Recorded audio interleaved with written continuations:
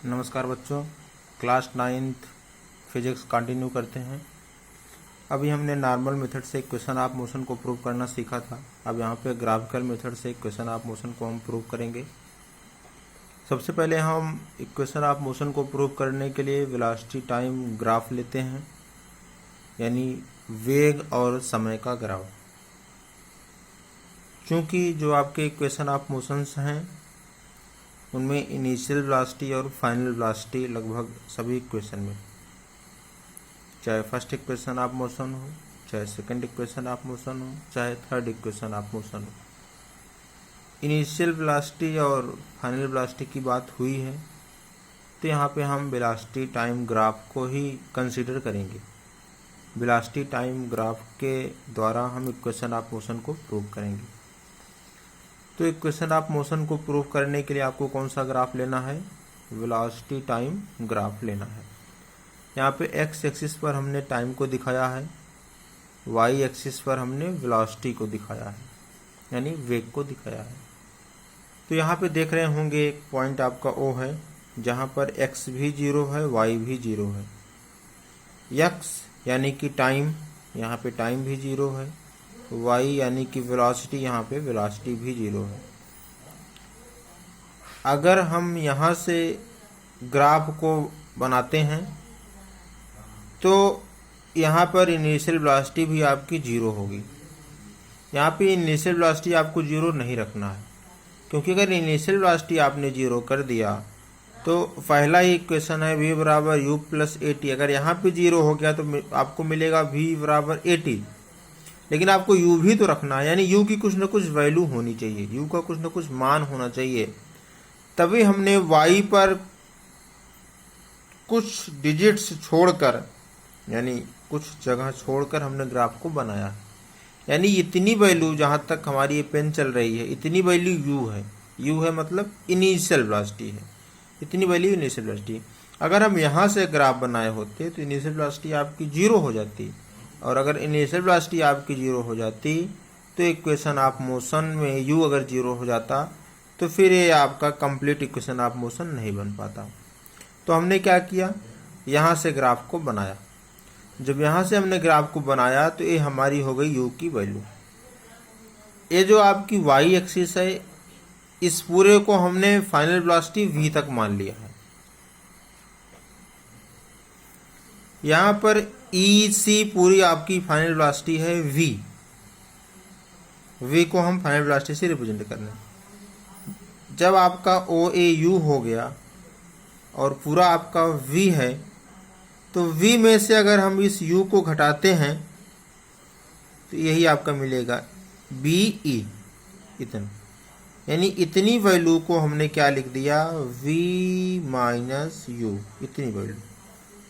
Total v है final velocity, लेकिन EB का मान क्या है, v माइनस u। तो अब हम फर्स्ट इक्वेशन ऑफ मोशन देखते हैं। पहला है v बराबर u प्लस AT। यहाँ पे हमने एक ट्रायंगल ड्रा किया, यहाँ से स्लोप थीटा है जिसका, और ये आपका एक रेक्टेंगल है, ये आपका एक आयत है, ये आपका एक त्रिभुज है। तो ये आयत है तो इसके आमने सामने के जो भुजाएं हैं वो बराबर होंगी। Parallel sides are equal in length, यानी जितनी लंबाई इसकी होगी उतनी लंबाई इसकी होगी, जितनी चौड़ाई इसकी होगी उतनी चौड़ाई इसकी होगी। तो यहाँ पे पहले इक्वेशन को प्रूव करने के लिए हम सबसे पहले यहाँ पे स्लोप निकालते हैं। स्लोप मतलब इसका ढलान कितना है, इस ग्राफ का ढलान कितना है, यानी स्लोप कितना है। यही स्लोप ही तो बता रहा है कि आपका वेलोसिटी किस तरीके से चेंज हो रहा है। प्रारंभ में u था और धीरे धीरे बढ़ते बढ़ते बढ़ते बढ़ते यहाँ तक आ गया, वेलोसिटी v हो गई। यानी आपकी वेलोसिटी क्या हो गई, बढ़ गई। u से कहाँ तक चली गई, v से। इसका स्लोप देख रहे हैं आप, बढ़ रहा है धीरे धीरे। थीटा की वैल्यू यहाँ लेंगे और ज़्यादा, यहाँ लेंगे और ज़्यादा, थीटा की वैल्यू बढ़ती चली जा रही है। तो थीटा चेंज हो रहा है, इसका मतलब क्या है, वेलोसिटी में चेंजेज आ रहे हैं। वेलोसिटी में चेंज आ रहा है तो वही तो असलेशन है। असलेशन बराबर आप क्या लिखते हैं, change in velocity with time, या रेट चेंज इन वेलोसिटी। तो स्लोप बराबर क्या हो गया, एक्सेलरेशन, या एक्सेलरेशन बराबर स्लोप। तो एक्सेलरेशन को स्मॉल ए से दिखाते हैं और स्लोप निकालने के लिए हम tan थीटा लेते हैं। इस ट्रायंगल में, ट्रायंगल ए बी ई, किसमें ले रहे हैं, tan theta triangle A B E में, ट्रायंगल ए बी ई में, ए बी ई में हम ले रहे हैं स्लोप। तो tan थीटा बराबर क्या हो गया आपका, परपेंडिकुलर बाई बेस, यानी B E divided by A B. B E का मान हमारे पास कितना मिला है, v माइनस यू, और ए बी क्या है, t।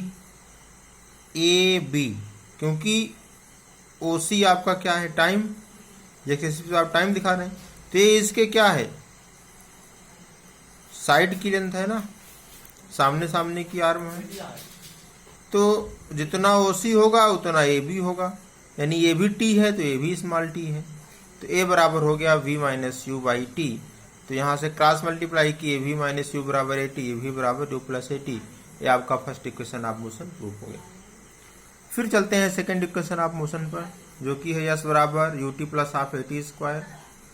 तो यस क्या है, डिस्टेंस ट्रेवल्ड बाई ऑब्जेक्ट या distance covered by object, S है U T plus half A T square. तो डिस्टेंस ट्रेवल्ड बाई ऑब्जेक्ट को हम क्या दिखा रहे हैं, यस, जो कि क्या होता है, area of rectangle O A B C, इसका एरिया रेक्टेंगल का, plus sum of area of triangle A B E, इस ट्रायंगल का एरिया। पहले इस रेक्टेंगल का एरिया निकालते हैं, फिर इस ट्रायंगल का एरिया निकालते हैं। तो रेक्टेंगल का एरिया निकालने के लिए हमने यहाँ पे नेमिंग किया है area of O A B C, यानी लेंथ इंटू विड्थ। लेंथ कितनी है इसकी, लंबाई टी, विड्थ कितनी है यू, ए भी यू है तो ए भी यू है, क्योंकि आमने सामने की आर्म है।